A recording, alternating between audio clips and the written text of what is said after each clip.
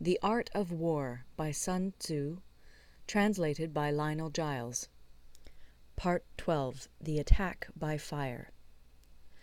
Sun Tzu said, "There are 5 ways of attacking with fire. The first is to burn soldiers in their camp. The second is to burn stores. The third is to burn baggage trains. The fourth is to burn arsenals and magazines. The fifth is to hurl dropping fire amongst the enemy." In order to carry out an attack, we must have means available. The material for raising fire should always be kept in readiness. There is a proper season for making attacks with fire, and special days for starting a conflagration. The proper season is when the weather is very dry.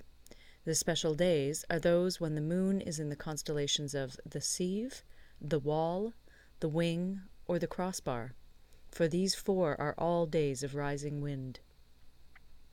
In attacking with fire, one should be prepared to meet 5 possible developments. 1. When fire breaks out inside to enemy's camp, respond at once with an attack from without. 2. If there is an outbreak of fire, but the enemy's soldiers remain quiet, bide your time and do not attack. 3. When the force of the flames has reached its height, follow it up with an attack, if that is practicable. If not, stay where you are. 4. If it is possible to make an assault with fire from without, do not wait for it to break out within, but deliver your attack at a favorable moment. 5. When you start a fire, be to windward of it. Do not attack from the leeward. A wind that rises in the daytime lasts long, but a night breeze soon falls. In every army, the 5 developments connected with fire must be known, the movements of the stars calculated, and a watch kept for the proper days. Hence, those who use fire as an aid to the attack show intelligence.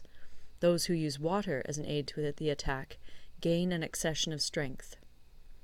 By means of water, an enemy may be intercepted, but not robbed of all his belongings. Unhappy is the fate of one who tries to win his battles and succeed in his attacks without cultivating the spirit of enterprise, for the result is a waste of time and general stagnation. Hence the saying, "The enlightened ruler lays his plans well ahead. The good general cultivates his resources." Move not unless you see an advantage.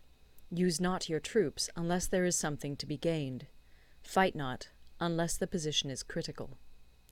No ruler should put troops into the field merely to gratify his own spleen. No general should fight a battle simply out of pique. If it is to your advantage, make a forward move. If not, stay where you are. Anger may in time change to gladness. Vexation may be succeeded by content. But a kingdom that has once been destroyed can never come again into being, nor can the dead ever be brought back to life. Hence the enlightened ruler is heedful, and the good general full of caution. This is the way to keep a country at peace and an army intact. End of Part 12. Part 13. The Use of Spies. Sun Tzu said, "Raising a host of 100,000 men and marching them great distances entails heavy loss on the people and a drain on the resources of the state. The daily expenditure will amount to 1,000 ounces of silver. There will be commotion at home and abroad, and men will drop down exhausted on the highways. As many as 700,000 families will be impeded in their labor. Hostile armies may feast each other for years, striving for the victory which is decided in a single day. This being so, to remain in ignorance of the enemy's condition simply because one grudges the outlay of 100 ounces of silver in honours and emoluments is the height of inhumanity.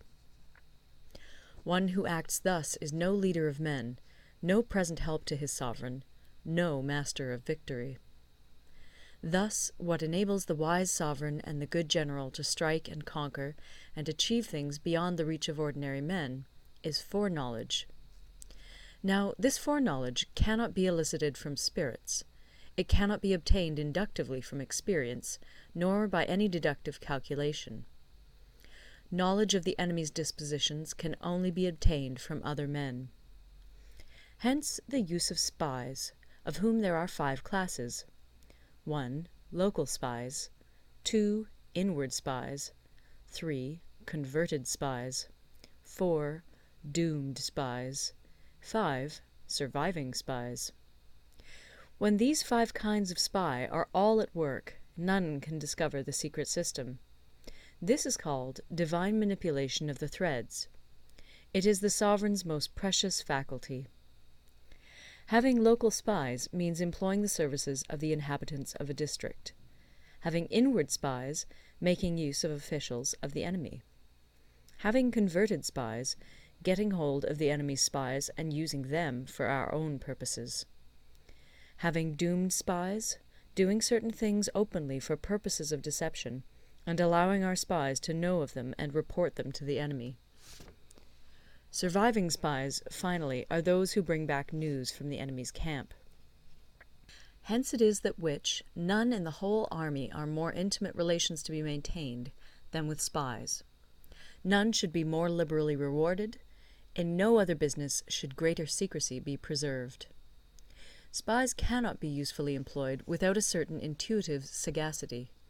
They cannot be properly managed without benevolence and straightforwardness.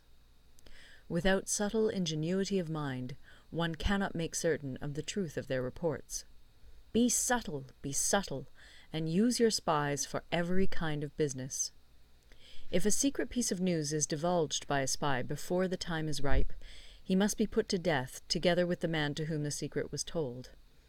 Whether the object be to crush an army, to storm a city, or to assassinate an individual, it is always necessary to begin by finding out the names of the attendants, the aides-de-camp, and doorkeepers and sentries of the general in command.